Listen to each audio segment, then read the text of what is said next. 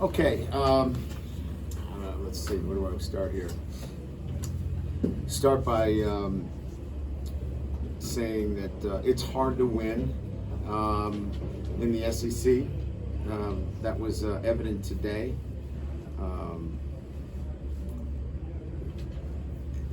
Look, I could go through a laundry list of things that we have to do better, but the fact of the matter is our guys wanted to win. They were prepared to win.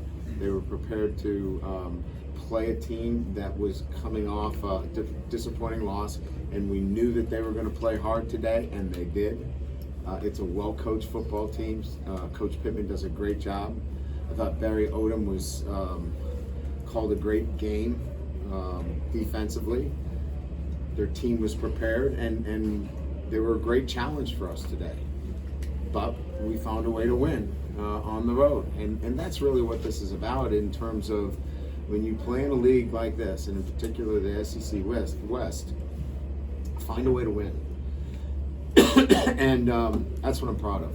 I'm proud of our guys having the mental toughness to battle and find a way to win a football game when we were challenged the way we were today.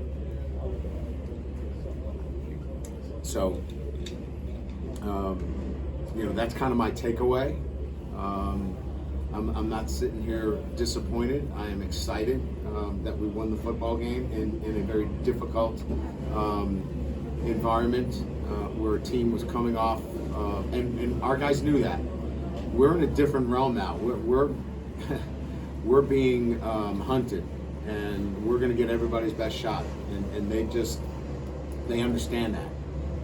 So we got some things to work on, and we'll enjoy this victory, and we'll come back prepared for UAB in senior night.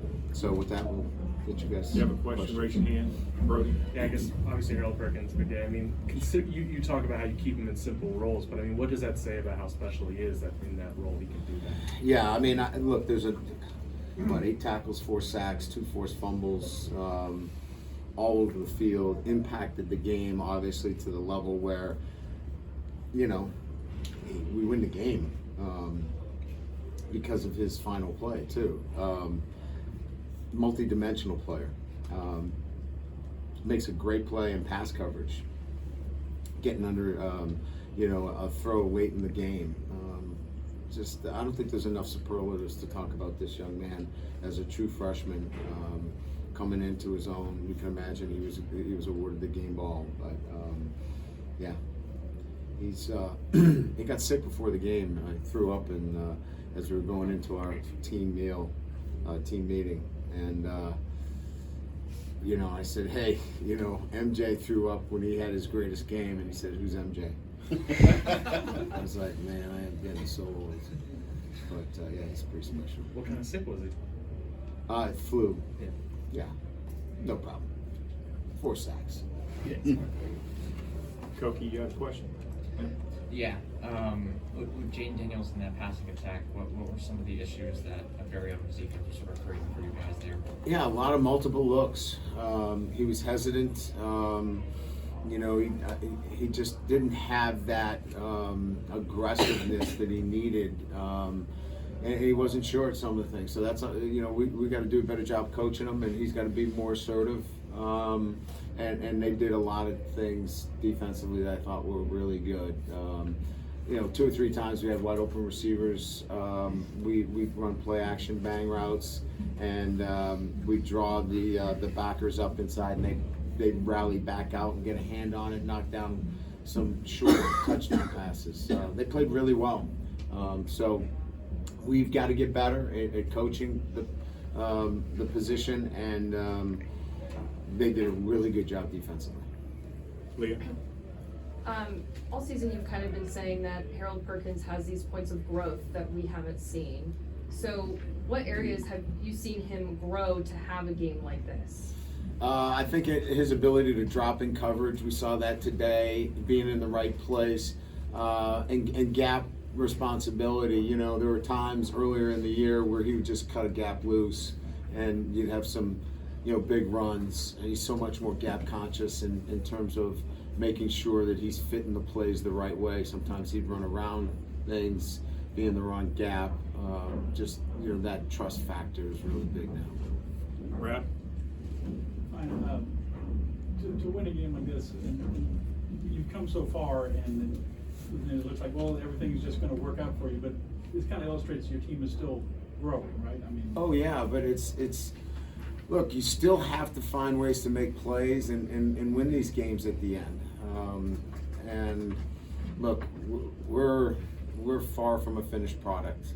I don't think anybody's in there feeling like we've arrived. We've got a lot of work to do, but during this journey, we're still finding ways to win football games. And I think I said this from the very beginning. The goal coming into this year was to be better in November and to play hard and to teach this team how to win. Those were really, if you go back to my very first press conference, those were the tenets that I wanted to instill in this team. And those are there. They know how to win football games. And that's a great trait to have. They believe they're going to win, and they find a way to win. And this is a perfect example of that. Brian? Josh Williams, 122 yards. Yeah. For 6 yards of carry. Any superlatives for him? Just a tough, physical. You talk about, if you look up strain in the dictionary, I mean, he's the guy. He just strains for everything and just has just a great effect on everybody when he's out there. Got a little banged up. We had to take him out. He should be okay. But just, he was game day captain again for like the third or fourth time. He just is he's a big influence on our team. Coach, it sounds like Sam Pittman told the Arkansas media that he knew KJ Jefferson wouldn't be able to play Thursday afternoon. I guess how soon did you know, and maybe how did that affect your game plan defensively? Yeah, we still had to prepare for the offensive structure of a quarterback that could run it and throw it. So it didn't really affect it that much. We kind of had to prepare as if he was playing, and then if the backup played, we were ready.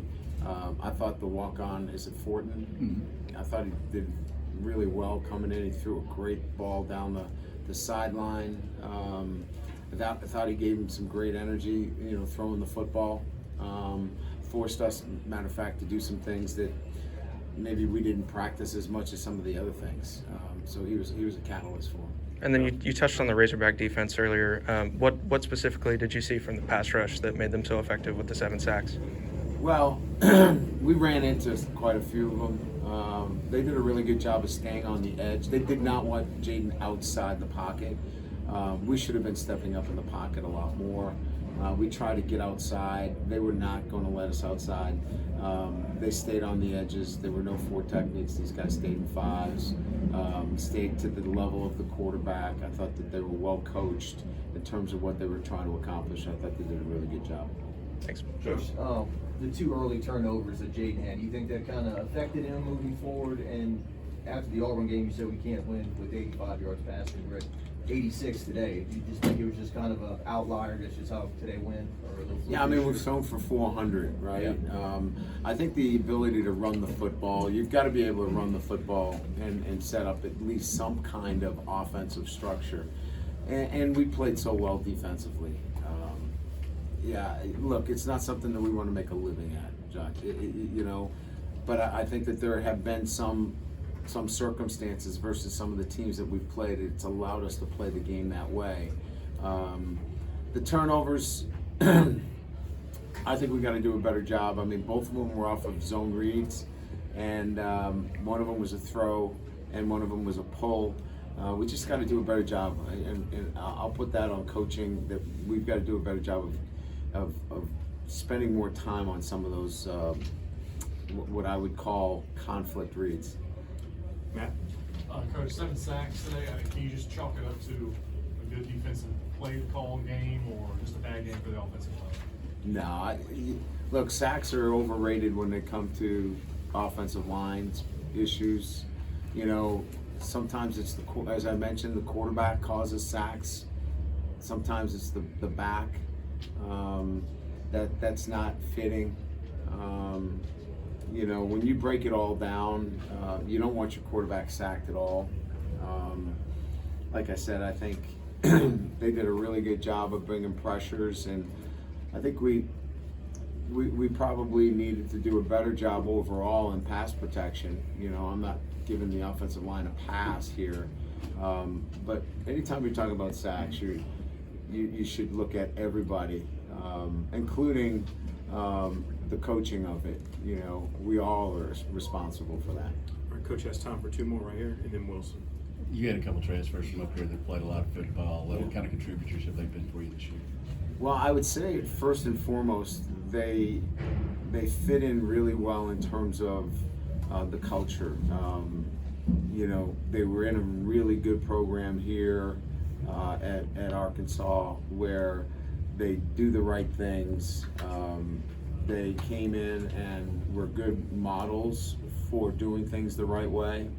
So they really helped me early on in making sure we had guys doing things the right way. So Joe and Greg were outstanding in that respect. As football players, they're good players, and they've contributed. But I would say that their contributions were as important off the field as they were on the field. Wilson. All right, you were pretty aggressive on 4th down tonight, or this afternoon, I guess, particularly even you're in territory a few times. Just what was the thought process behind those moments and when you go for those spots? Well, I think you know I use analytics, you know, in making some of those calls. But today, for example, I punted on 4th and 1 late in the game. I think it was about 2 minutes or so left in the game. That was a go, analytically, to go for that. I chose not to. They were out of timeouts. I thought that we were playing better defense than we were offense. Felt like it was the wise thing. We had a bad snap and a poor kick resulted. We got a good break. The ball stayed in bounds. We got decent field position. Got the subsequent turnover. So it ended up being the right decision. So sometimes it's a gut feeling, and sometimes I use analytics to make those decisions. Thanks, Coach. All right, thank you.